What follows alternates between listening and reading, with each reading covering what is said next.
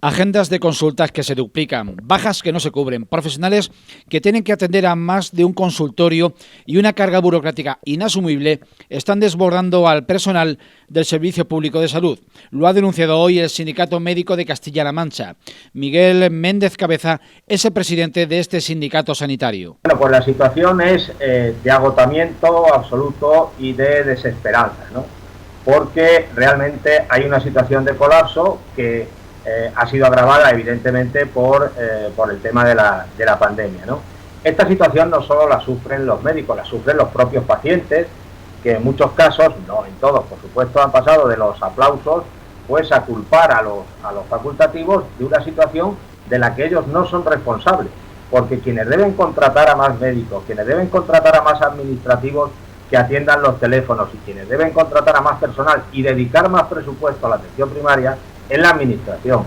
Empezar a pasar consulta con una previsión de 40 pacientes que ya supera lo que sería una carga de trabajo normal y acabarla con 80 usuarios o más en espera hace sencillamente inviable un servicio que para el sindicato médico adolece no solo de presupuesto, sino también de organización. Evidentemente eso es como podríamos denominar medicina de estajo, eso es otra cosa.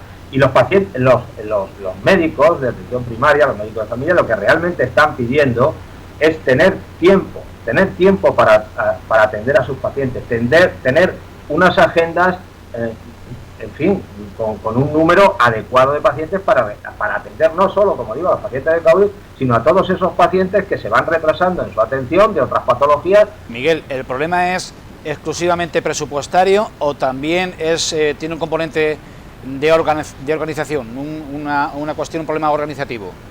Hay un problema organizativo, sobre todo en el tema de la desburocratización, que nosotros venimos demandando, en el que, por ejemplo, todas las bajas que se han generado con el tema de la pandemia, a veces los test que se realizan a veces también en los centros de salud, la renovación, por ejemplo, de las recetas que se hace a todos los pacientes, pues todos estos temas burocráticos deberían salir de la agenda, digamos, por lo menos de forma provisional, de los médicos de atención primaria, para que así se pudieran dedicar a la atención, digamos, clínica o la atención de esos pacientes, de esos enfermos, ¿no? Los profesionales de atención primaria trasladan a la Administración una serie de demandas para superar una situación de bloqueo provocada fundamentalmente por la pandemia. Es que esas agendas se limiten en jornada ordinaria, en la jornada normal de un médico, se limiten a unos 40 pacientes.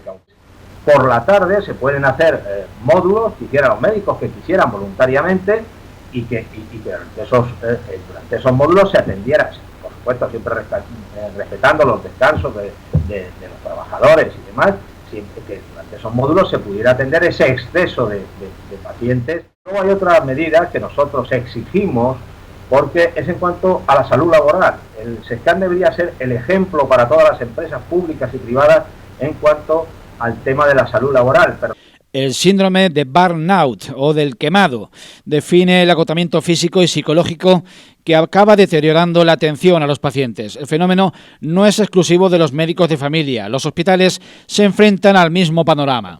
Pues para que lo entiendan los televidentes, el burnout pues es simplemente que los trabajadores están quemados, que es como en parte con lo que indica la palabra en inglés, ¿no? Y no es que estén quemados, en el caso nuestro, en el caso de la atención primaria, como decía el otro día, no están quemados, están carbonizados. Entre las demandas del colectivo médico está el acabar con las actuales gerencias integradas que agrupan en una misma gerencia a hospitales y centros de salud. Quieren que estos vuelvan a tener una dirección propia independiente.